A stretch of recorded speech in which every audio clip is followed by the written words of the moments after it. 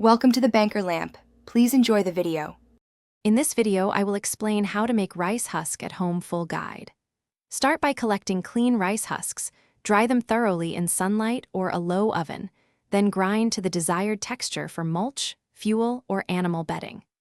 Sift the ground husk to remove large fragments, store in airtight containers, and label with date and intended use to keep quality high and avoid moisture buildup. Use gloves and a dust mask when processing rice husk to protect lungs and hands. Choose a sturdy grinder or mortar and pestle depending on batch size, and work outdoors or near ventilation to reduce dust. Consider mixing husk with compost or sawdust to improve structure, and test a small batch first when using for animal bedding to ensure comfort and safety. Label tools after use and clean equipment to prevent cross-contamination, and store husk away from pests.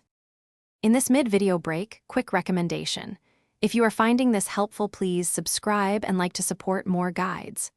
Also, check out the product seen here, Books Read Anywhere with the new Kindle Paperwhite. It pairs nicely with quiet evenings processing rice husk or reading manuals. Look in the description for the link and other deals, pick what helps you most, and now let's get back to the video.